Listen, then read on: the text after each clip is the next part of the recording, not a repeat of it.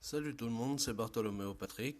On se retrouve aujourd'hui pour une nouvelle vidéo pour le chapitre 815 du One Piece intitulé Prends-moi avec toi. Donc alors, sur la première page, on voit Vivi qui est au bord d'un balcon et on voit Kelou derrière qui est en train de lire le journal, hein. Donc ça doit être toujours le même journal qu'ils lisent. Et il y a écrit en légende Des ponts du monde, l'homme aux 500 millions de Berry, volume 9, au royaume d'Alabasta. On va sûrement penser au Mugiwara, et avec elle a un très beau sourire. Kalou, il est en train de déchiffrer l'article et est en train de le découper d'ailleurs. Donc voilà, donc on voit un chapeau de paille dans le journal, donc je pense que c'est forcément un Luffy. Donc après les autres images qu'il y a dans le journal, on voit pas très bien. Donc comme d'habitude, on sait pas vraiment ce qu'il y a.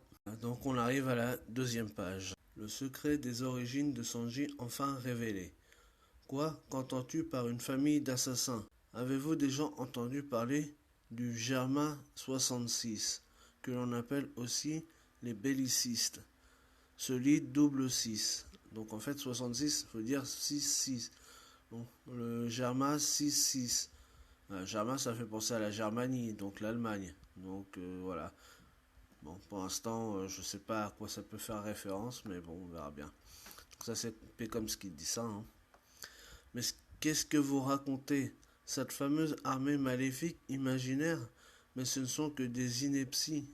Donc là, ça, c'est Nami qui dit ça. Donc apparemment, Nami, elle était au courant de cette armée là, donc de Germain 6. Donc, mais elle pensait que c'était une légende. Et Luffy, lui, il se pose des questions du coup. Absolument pas. Cette organisation existe vraiment. Et ce sont les Vinsmoke qui sont à sa tête. Et le boss de cette organisation n'est nul autre que le père de Jambes Noires. Donc là, Pecoms nous informe que l'organisation elle existe réellement et que c'est les Vinsmoke qui en sont les détenteurs et que le chef de cette bande d'assassins en fait n'est autre que le père de Sanji. Donc là, on a déjà une très très grosse révélation. Donc voilà, donc on sait déjà que le père de Sanji il doit être vraiment badass pour être le chef d'une organisation aussi puissante. Parce que bon, s'ils ont conquéri, enfin s'ils sont arrivés dans le nouveau monde, c'est qu'ils doivent être quand même assez puissants les mecs. Quoi? Je vous en prie, faites-moi confiance. Je n'avais aucunement l'intention de vous dissimuler quoi que ce soit.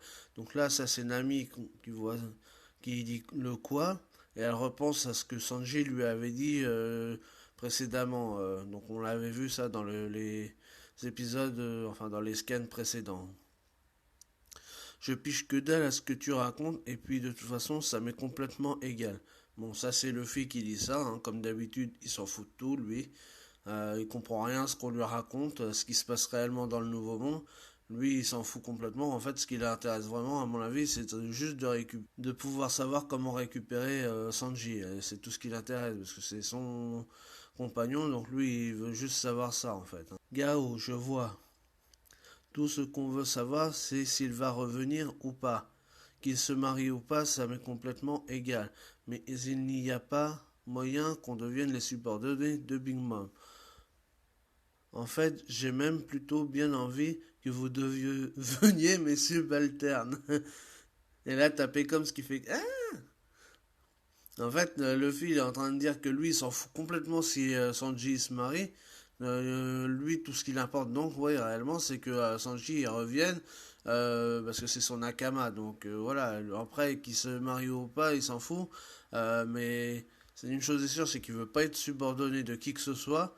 Et par contre, si Big Mom et l'équipage de Big Mom deviennent des subordonnés de Luffy, ça le dérangerait pas. Ce à quoi Peckham se réagit en faisant un cri de stupéfaction et il dit mais en se disant mais il est complètement taré ce mec quoi. Peckham ça. Donc ça c'est Vanda qui dit ça. Donc là on est à la page 3 au fait, hein. Ah Luffy t'es vraiment spécial. Donc ça c'est Peckham qui dit ça. Bah oui il se rend compte que vraiment il est complètement taré Luffy. Surveille ton langage gamin ou je t'étripe. Oi revient sur Terre, sauveur ou pas, c'est de Mama dont il s'agit. Mama est une impératrice des mers. C'est l'une des Yonkou. Ok? Donc là, c'est Comme ce qui dit ça à Luffy, et donc on voit qu'il enlève ses lunettes et on voit ses yeux, ils sont tout bizarres, ses yeux là. Ouais, ça fait des tout petits yeux ronds là, noirs, ils sont trop marrants, ça fait trop mignon. Ça colle pas avec la gueule qu'il a. En fait, quand on le voit avec ses lunettes, on voit un beau personnage super badass et tout, et puis dès qu'il enlève ses lunettes, on voit, ça fait tout ridicule. Mais ça, c'est bien du Oda qui, encore une fois, c'est que il nous met des trucs, des personnages ultra badass, comme on a pu le voir déjà avec Nekomamushi la semaine dernière dans le chapitre précédent, où le mec, c'est quand même un gros chat ultra badass et tout, bien gros et tout, et dès qu'on lui tend ou une pelote de laine et tout, bah, il commence à jouer comme un gamin et tout. Et donc, du coup, Pecoms, il est en train d'expliquer à Luffy que faut pas non plus prendre Big Mom à la légère, quoi. C'est quand même un empereur, donc faut il a intérêt à se méfier, quoi. Donc là, on arrive à la page 4. Ah, à cause de toi, mes blessures me font encore plus souffrir. Ah, tes yeux sont trop mignons. La ferme. Ah. Ah, du coup, voilà, donc là, Luffy, lui, il a rien à foutre de ce que comme s'il a. Il lui a dit, il est en train de se foutre de sa gueule parce qu'il a vu les yeux, et donc, comme ses yeux, il les trouve trop mignons et tout, donc il est en train de rigoler comme un abruti qu'il est, quoi. Et du coup, Peckham, ses blessures, elles se sont enfin, plus ou moins rouvertes, donc il a encore des stigmates de ce de ce qu'il a reçu de Capone, hein. Il ne peut en aucun cas échapper à ce mariage. Et pourquoi donc? Comme vous pouvez vous en douter, à en juger les conditions du départ de Jambe Noire, comment dire?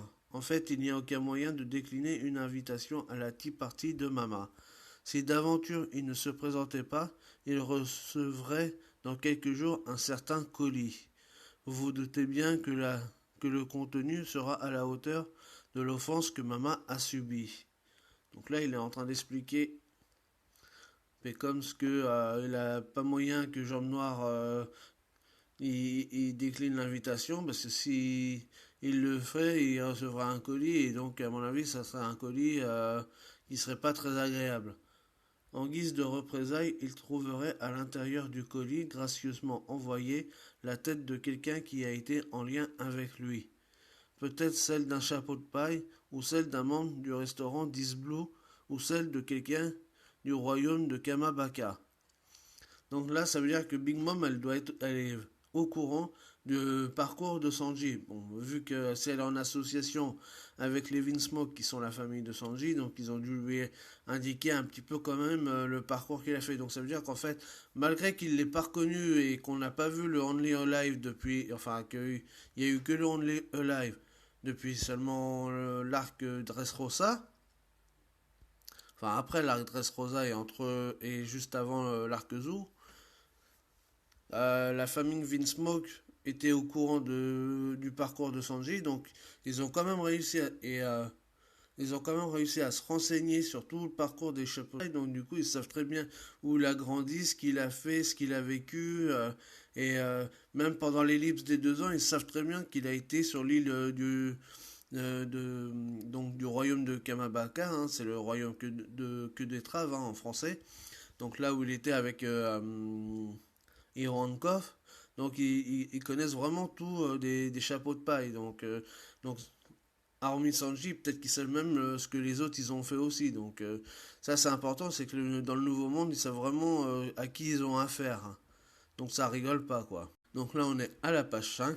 Mais bon sang, comment vous savez tout ça de lui? Donc là ça c'est Luffy qui dit ça à Pecoms. Donc mais l'air vénère aussi.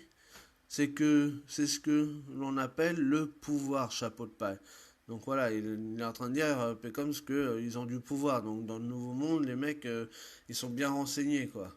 Une exigence ou une menace émanant d'une personne à la puissance phénoménale devient une fatalité à laquelle on ne peut échapper et honnêtement, qui pourrait s'y opposer?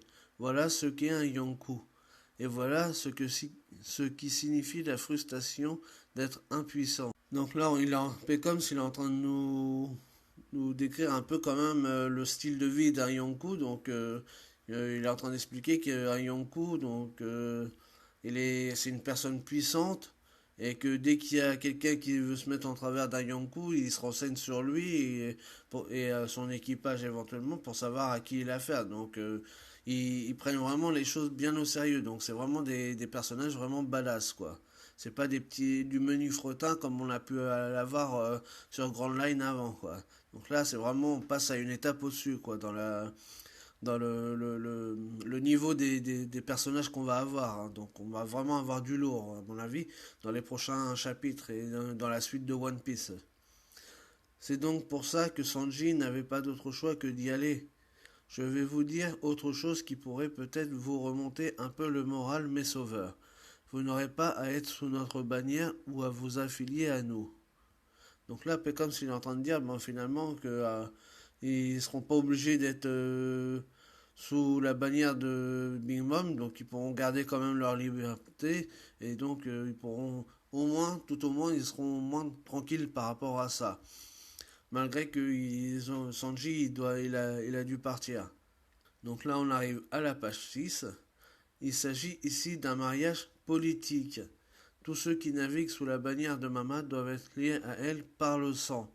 En d'autres termes, ce mariage c'est une cérémonie pour sceller une alliance entre les familles Vinsmoke et Charlotte. Il ne s'agit en aucun cas d'une alliance avec vous. Pour faire plus simple, dès l'instant où le mariage sera officialisé, Jean Noir n'aura plus rien à voir avec votre équipage. Donc là, on a Pecoms qui est en train de dire que Sanji, à partir du moment où il sera marié avec la fille de Big Mom, il pourra plus faire partie des Mugiwara. Donc il devra faire table rase de son passage chez les Mugiwara et il pourra plus être considéré comme en fait membre de l'équipage du chapeau de paille. Sanji et le mariage, donc c'est vraiment une alliance Vince Smoke Charlotte. Donc dans quel but? C'est un mariage politique. Et ça revient sur ce que j'avais dit dans mon hypothèse, dans ma théorie de la vidéo précédente, comme quoi l'alliance Vince Smoke Charlotte pourrait être liée pour contrer Barbe Noire. Donc là, pour l'instant, on ne sait pas vraiment si c'est pour ça, mais l'alliance qui sont en train de se faire, peut-être que ça pourrait tendre à ça. Donc voilà, donc ce que j'ai dit dans la vidéo n'est pas encore totalement idiot et ne pourrait ne pas être si éloigné que ça. Donc bon, on verra bien, hein, mais pour l'instant, c'est pas le cas, quoi. Donc là, on était à la page 6. Voilà, donc on arrive à la page 7. Donc du coup, Luffy, on le voit qui s'énerve et qu'il attrape par la chemise Pecoms et qu'il est en train de le secouer en disant tu peux pas décider ça comme ça. Sanji est un membre de mon équipage. Certes, mais avant d'être membre de ton équipage, il est le fils d'Evin Smoke. Et si possible, évite de passer tes nerfs sur moi. Donc là, on a vraiment Luffy qui est vraiment énervé parce que lui, il s'en fout d'être que en fait c'est un fils de Vince Smoke ou pas. Lui, pour lui, c'est juste un membre de son équipage, c'est ça qui importe le plus. Dans ces conditions, il n'y a pas moyen que Sanji refuse ce mariage. Face à Mama et à la brutalité des Winsmoke, je me demande s'il s'en sortirait vivant s'il venait à refuser ce mariage. Quoi? Donc soit il accepte le... En fait, il est en train de... comme s'il est en train d'expliquer que s'il refuse le mariage, il sera tué, quoi, en gros. Donc soit il accepte le mariage, soit il se fait tuer. Donc il n'a pas d'autre choix, quoi. Bordel, Pecom Mouchi, qu'est-ce que tu vas faire maintenant? Dès que j'irai mieux, je retournerai là-bas. Cette enflure de béguet a essayé de me tuer. Hors de question de laisser passer ça. Oui, donc là, on a Pecoms qui est en train de dire que de toute façon, il va retourner sur Whole Cake Island. Donc, il veut prendre sa revanche sur Capon Beg. Parce qu'il n'est pas content de lui qui s'est fait marave la gueule comme ça, comme un enculé. Donc, voilà. Donc, lui, il va vouloir retourner là-bas. Donc, et prendre sa revanche. Donc là, on arrive à la page 8. Alors, s'il te plaît, prends-moi avec toi. Luffy. Nami, non, j'irai seul. Quoi? Comme Robin et les autres l'ont dit, ça serait risqué de notre part de déclarer une guerre. D'ailleurs, ce n'est pas le moment pour ça. Tant qu'il n'y a que lui et moi, je devrais pouvoir m'infiltrer à la Tea Party et gâcher la cérémonie. Non, mais t'es sérieux? Tu veux que je t'emmène? Tu veux que j'emmène un ennemi avec moi? Ah, ça a l'air amusant tout ça. Donc ça c'est Carotte qui dit ça à la fin là. Donc là on voit Luffy qui lui dit bah, comme du coup tu vas aller retourner voir Big Mom et que tu retournes sur ton île, amène-moi avec toi. Moi je vais y aller tout seul et je vais foutre le boxon là-bas et tout et on va récupérer Sanji. Et enfin j'ai récupéré Sanji à la Tea Party et éviter qu'il se marie, comme ça je le garderai avec moi. Et en plus il prend conscience qu'il sait très bien que pour l'instant il n'a pas les moyens de déclarer une guerre, quoi qu'il l'a fait plus ou moins quand il était sur l'île des hommes poissons, hein, quand il lui a volé les bonbons et tout ça. Donc, mais il sait très bien que là, pour l'instant, quand Robin lui a dit, ouais, attention, c'est un Yonkou, donc on n'a pas la puissance nécessaire pour se frotter à eux.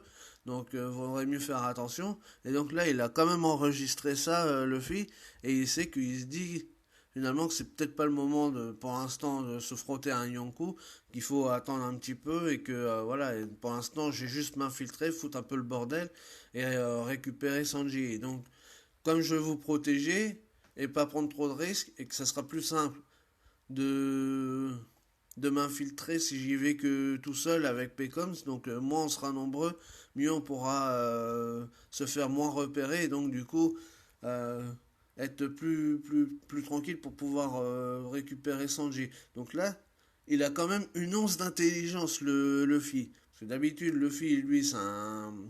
Il y va franco, il y va comme un taré, il fonce dans le tas. Et là, il a réfléchi à une stratégie, ce qui est rare chez lui quand même, hein, pour dire, bah vas-y, moi j'y vais tout seul, comme ça au moins je suis sûr qu'il n'y ait pas de problème et que je ne vous mette pas en danger aussi. Donc là, on arrive à la page 9 maintenant. Carotte, ce n'est pas un jeu. Donc ça, c'est Vanda qui dit ça. Et donc, du coup, Carotte, elle se met les mains sur la bouche en disant, ah, ouais, parce qu'elle vient de se rendre compte qu'en fait, elle a fait une gaffe, quoi. Et donc, Yosh, c'est décidé. Je vais aller chercher Chopper. Dépêche-toi d'aller mieux. Ne décide pas de tout ça. Ah, wow, wow, wow, wow. Donc, on voit Luffy qui est en train de courir donc pour aller chercher Chopper, pour le récupérer, pour qu'il vienne voir l'état de santé de Pecoms, pour qu'il il essaye de le faire rétablir un peu plus vite dans sa santé, pour qu'il puisse partir rapidement, quoi. Attends, chapeau de paille. Hmm. Zoro, tu étais là? Tu as entendu? Tu as tout entendu? Ouais. Tu t'inquiètes sûrement pour Sanji, pas vrai? Me force pas à te botter le cul. Je t'ai dit de laisser tomber cet idiot. Donc là, on a encore l'attitude super badass de Zoro. Il dit, ouais, ne me force pas à mettre un coup de latte Luffy, parce que je m'en fous de ce connard de Sanji. Mais bon, on sait très bien qu'il dit ça, mais en fait, il en pense pas moins quand même, hein. Au fond de lui, ça le ferait chier quand même que Sanji soit plus là. Parce que bon, ça reste quand même un Nakama du groupe, et donc voilà. Donc à mon avis, intérieurement, ça le fait chier quand même, je pense. Donc voilà, pour la page 9. Donc là, on arrive à la page 10. Oi, Luffy, Zoro, comment va Pecoms? Ah, Chopper, il souffre, il tape sa tête contre les murs et il crie. Dépêche-toi de le soigner. Hé, c'est quoi ces symptômes? Je vais aller voir. Donc du coup, là, on a tous les autres Mugiwara qui arrivent et qui rejoignent Luffy, en fait. Donc on a Brook, Usopp, Chopper, Robin, et on a la même la Minx Reine là, donc on avait vu la dernière fois que Chopper il était tombé love to love, hein. Et il y a même Neko Mamushi qui est donc avec eux. Oh, alors tu es le fameux chapeau de paille, je voulais te rencontrer. Hé, pourquoi tu nous suis? Retourne au lit. Donc là, on a Chopper qui est en train de dire, mais merde, putain, je t'avais dit de rester au lit, et donc t'as l'autre abruti de Neko Mamushi qui est encore là, alors qu'on lui avait dit qu'il est même pas encore totalement rétabli. Mais voilà, encore une fois, c'est un gros lourdeau, badass et tout, et il a un grand sourire complètement idiot, donc à l'image des Minx et des personnages de Oda, ils sont complètement barrés, voilà, donc c'est des personnages vraiment complètement barrés, ces Minx là quand même. Bah, je sais pas pourquoi, mais je vais mieux maintenant. Comme si c'était possible. Et donc, avec un sans grand sourire, là, comme ça, ah bah, je vais mieux maintenant, tranquille et tout. Il y a Luffy qui est là, donc, bah voilà, je suis tranquille, ça va et tout. N'importe quoi. Mais franchement, c'est n'importe quoi. Donc là, on arrive à la page 11. Ouais, il est énorme. C'est Nekomamushi. On dirait un gros chat monstrueux. Un Garouchou de gratitude. Donc là, on a Nekomamushi qui jette sur Luffy et Zoro, qui le plaque contre le mur et tout, pour se câliner et tout. Il est en train de les marave, mais grave. Et il se rend même pas compte de sa force, parce qu'il veut les serrer et leur faire une étreinte. Mais il est tellement badass que du coup, il est tellement énorme que du coup, les autres, ils se font plaquer contre le mur, et ils sont en train de se faire défoncer la gueule, sans le faire exprès, quoi. Nekomamushi scène de partout. Qu'est-ce que tu fous, sale matou monstrueux? Et là, on a Trafalgar qui arrive. Donc là, on voit donc Nekomamushi scène de partout parce que donc ça c'est Chopper qui dit ça. Il est énervé parce que du coup, il lui avait dit de rester dans son lit et comme il a cru qu'il était encore bien et tout, mais en fait, va pas bien et donc ses blessures se sont ouvertes. Et t'as Zoro qui est en train d'engueuler Nekomamushi parce que du coup comme il l'a plaqué et tout contre le mur avec Luffy, bah du coup on le voit avec une bosse à la tête et tout et il fait non mais t'es vraiment con comme mec ou quoi et tout. Et du coup bah ça fait rire Luffy tout ça. Donc là on a Trafalgar Law qui arrive. C'est quoi ce bordel? On n'a pas assez de sang. Allez me chercher du sang tout de suite. Oui, docteur Chopper. Ah, merci. Qu'est-ce qui ne va pas, Chopper? Relève-toi, le bonze. Je vais t'arracher cette peau miteuse. Ok, ok, du calme. Il est toujours blessé. Ah, Trafi, c'est ton équipage? Donc là, on a Trafalgar Law qui arrive. Il se demande qu'est-ce qui se passe là-dedans, parce qu'il y a un gros bordel et tout. Donc on a Chopper qui est en train d'essayer de soigner Nekomamushi parce qu'il est à terre, hein, vu que ses blessures se sont ouvertes. Donc là, le Minxren, en fait, ça doit être une docteur, hein. On la voit en train de, avec un petit cœur et tout, en train de dire oui, oui, docteur, j'arrive et tout, je vais m'en occuper, machin, tout ça. Donc, parce qu'elle doit être love to love aussi du petit Chopper. Et on a Zoro qui s'énerve et tout en disant ouais, vas-y relève-toi, je vais t'arracher la peau et tout, je vais te défoncer ta gueule parce que là t'as voulu me mettre des coups et tout, non mais tu te prends pour qui espèce d'abruti quoi. Et donc on a aussi Zoro donc qui lui dit qui dit à Zoro, on a Usopp pardon qui dit à Zoro du calme il est blessé donc voilà arrête de t'énerver et tout. Et donc là, on voit Luffy qui s'aperçoit que Trafalgar Law il arrive et donc il lui fait qui voit qu'il est avec son équipage donc il lui pose la question.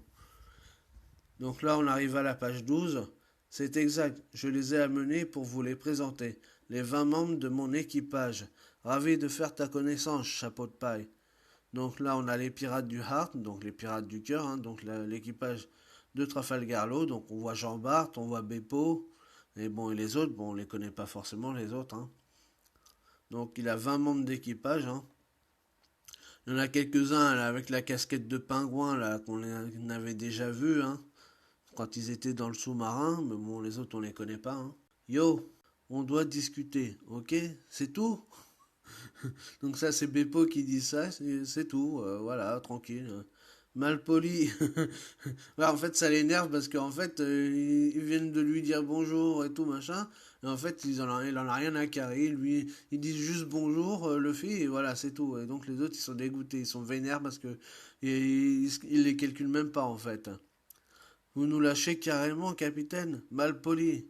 Ce ne sont que des alliés. Vous n'avez pas besoin de vous entendre avec eux. Donc là, on arrive à la page 13. Jean Noaria est parti chez Big Mom. Oui. Et comment vous avez fait pour que ça finisse comme ça? Comme je l'ai dit, je vais aller le ramener tout de suite. Alors, est-ce que tu peux attendre un peu pour le combat avec Kaido? Tiens bon, Nekomamushi. Que l'on attende ou non, ce n'est qu'une question de temps avant que Kaido lui-même ne vienne à notre poursuite. Nous étions censés pouvoir nous cacher ici à Zou pendant un moment, mais il semble que notre présence ici a été découverte. Ce qui veut dire qu'ensuite ce sont eux qui viendront. Si cet endroit est à nouveau attaqué par ces types, que crois-tu qu'il va arriver à ce pays? Donc là, on a un échange entre Trafalgar Law et Luffy. Et Luffy demande à Trafalgar Law s'il peut pas attendre un petit peu le temps qu'il aille récupérer Sanji. Et donc il est en train de lui expliquer un petit peu. Enfin, le Trafalgar Law, il se demande qu'est-ce il s'est passé pour que Sanji soit allé chez Big Mom. Donc bon, pour l'instant, Luffy il lui a pas répondu, mais il lui a dit qu'il veut le ramener, hein. Donc il lui demande d'attendre et tout. Donc en même temps, on a Chopper qui dit à Nekomamushi de tenir bon, hein, parce que vu qu'il a ses blessures qui se sont révélées, donc il est peut-être à nouveau inconscient, hein, je sais pas. En tout cas, il est à terre, donc il est peut-être inconscient, hein. Et donc Trafalgar Law, il est en train d'expliquer à Luffy que de toute façon, si on attend ici, on n'est pas en sécurité et que si on va pas à leur rencontre, c'est eux qui viennent, c'est les hommes de Kaido ou même Kaido lui-même qui va venir sur Zou et donc que ça risquerait de faire mal et que les Minx ils vont encore souffrir. Déjà qu'ils ont déjà eu des problèmes juste avant avec Jack, donc ça risquerait encore de leur tomber sur le coin de la gueule. Donc il faudrait peut-être éviter ça aussi pour eux, quoi. Donc là, on arrive ensuite à la page 14. Il est si gentil. Donc ça, c'est le gorille, hein, un des gardiens de la tour de la baleine qui est en train de chialer et tout en disant qu'il est gentil et tout, machin. Garouchou, vous êtes vraiment des pirates. En plus de nous sauver, il se soucie aussi de nous. Merci. Hein, Pécom, ça a été blessé? Ah, oh, bon. Yosh, faisons la fête. Amenez l'agnole et du poisson. Tu plaisantes, Nekomamushi? C'est parti. Et donc, du coup, là, on voit tout. Ah, tiens, on voit Pandaman. À côté de Nekomamushi, tiens, c'est étonnant. Donc là, on voit tous les Minx et Luffy et les autres en train de faire la fête, hein. Donc voilà. Donc là, il ne se passe pas rien, plus rien. Donc là, il s'endorment. On arrive vraiment à la nuit tombée, hein. Donc là, on arrive à la page 15. Je suppose que nous, les adultes, devons rester fermes et alertes. Oui, après tout, nous ne pouvons pas laisser les samouraïs entrer dans ce pays. Donc là, on a Brooke, Robin et Frankie, donc les trois plus vieux de l'équipage des chapeaux de paille qui sont en train de dire bon bah nous on va faire la garde, hein, quand même, on va faire attention parce que comme ils savent qu'il y a les autres les samouraïs qui doivent arriver et que bah ils sont pas les bienvenus sur l'île de Zou, hein, parce que les Minks ils aiment pas les gens de Wano Kuni, donc ça risquerait de créer encore des problèmes aussi. D'ailleurs on voit Frankie qui a il a changé sa coupe de cheveux mais il est vraiment complètement débile aussi celui-là, mais c'est pas possible. Sa coupe de cheveux, elle ressemble à une baleine. Il a fait la forme d'une baleine. Là, ils sont dans la forêt de la baleine, alors il a décidé de faire une forme de baleine pour ses cheveux. N'importe quoi. Mais c'est n'importe quoi ce truc. Celui qu'ils cherchent tous, Raizu, n'a pas pu être retrouvé. Il n'a aucune raison de venir ici de toute façon.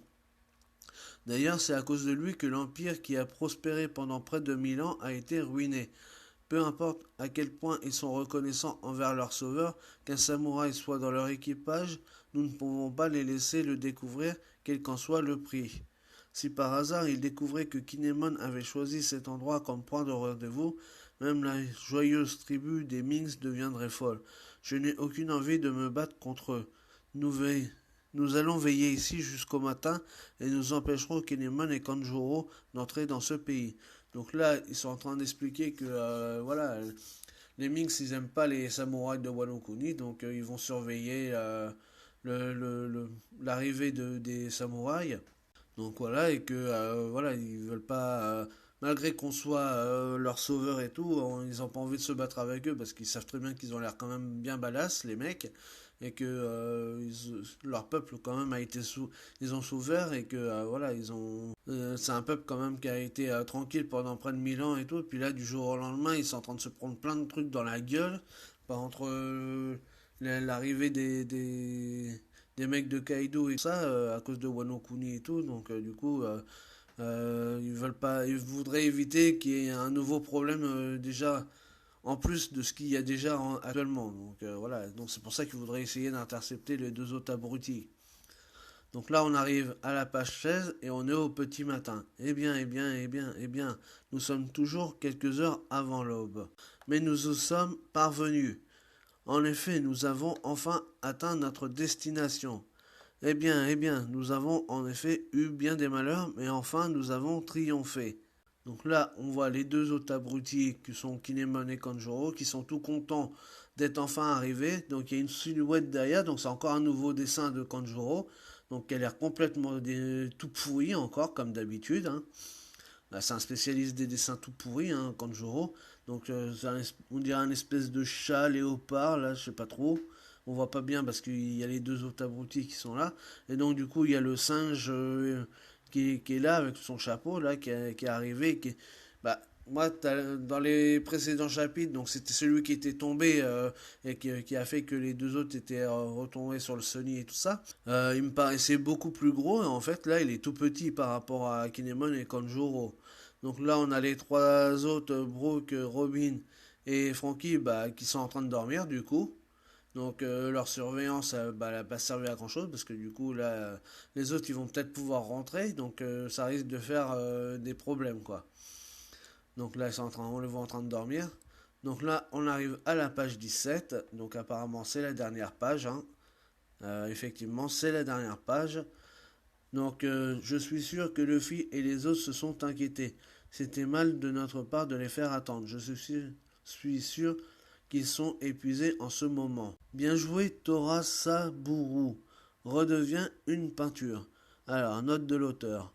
Tora signifie tigre, Saburu, troisième fils, est une fin typique des noms de samouraïs comme le Juru, dixième fils de Kanjuro. Donc en fait c'est un tigre, voilà, donc c'est un tigre. Donc ça ressemble à un tigre. Bon, bah, c'est un tigre à la Kanjuro, quoi, hein. C'est un tigre un peu tout pourri, quoi. Donc il est en train de lui dire, bah vas-y, redeviens une peinture. Mais là, le tigre, il est sur les trois, donc est-ce que ça va faire quelque chose par rapport aux trois autres? Ça, c'est bizarre. Ils ont même pas remarqué qu'ils étaient là, d'ailleurs, apparemment. Mais monsieur Été, vous ne, vous, vous ne nous avez toujours rien dit. Nous sommes simplement à la recherche d'un guerrier nommé Raizu. Été? Je ne sais rien, je ne sais rien de Gosaru. Ah, oi, attendez, où allez-vous? Et donc là, ils disparaissent. Donc les trois, ils s'enfuient. Donc Kineman, Kanjuro, ils partent. Ils sont en train d'essayer de rattraper le singe, là. Donc ça doit être Raizu. Donc c'est pas Raizu, hein, le singe, hein, mais il s'appelle Été. Enfin, ils l'ont appelé Été, donc on ne sait pas comment il s'appelle, le singe. Ah, attendez, monsieur Été. Guidez-nous. C'est un gros problème de Gosaru, des samouraïs de Gosaru. Je dois me dépêcher d'aller le signaler. Des samouraïs de Gosaru. Un état d'urgence désespéré. Donc là, on a le petit singe, donc on sait pas, Bariette, voilà, il s'appelle Bariette. J'avais oublié son nom. Bon, eux, ils l'ont appelé été, mais en fait, il s'appelle Bariette, hein. On l'avait entendu dans les précédents chapitres. Donc on le voit, il est en train de courir et tout comme un malade pour aller prévenir bah, les autres Minx, hein. Et donc Gosaru, ça doit être le peuple de Wano Kuni, hein, je pense, hein. Donc il y a une note, hein, en japonais de Gosaru est l'ancienne version de Desu, utilisée notamment par les samouraïs. Ici, le Zaru a été remplacé par Sapu, qui signifie singe. Donc, ouais, mais je comprends pas en fait. De Gozaru est l'ancienne version de Desu, utilisée notamment par les samouraïs. Ici, le Zaru a été remplacé par Sapu, qui signifie singe. Non, Saru, pas Sapu, Saru. A été remplacé par Saru, qui signifie singe. Donc, Saru, c'est singe. C'est un gros problème de Gosaru. Des samouraïs de Gosaru. Je dois me dépêcher d'aller le signaler. Des samouraïs de Gosaru. Donc, ouais, je comprends pas. Donc, ça a l'air de l'inquiéter, le singe Bariette, là. Mais il a fait, comme juste avant Kinemon a fait référence à Raizu, donc, mais à mon avis, c'était un cri de. On nous avait dit que c'était un cri que faisaient les samouraïs et tout, donc il a dû, lui, le rencontrer, c'est pas possible. Donc, là, franchement, je comprends pas. Donc, voilà. Donc, donc là, en tout cas, il n'y a pas marqué qu'il y a de pause la semaine prochaine, donc on aura droit normalement à un chapitre aussi.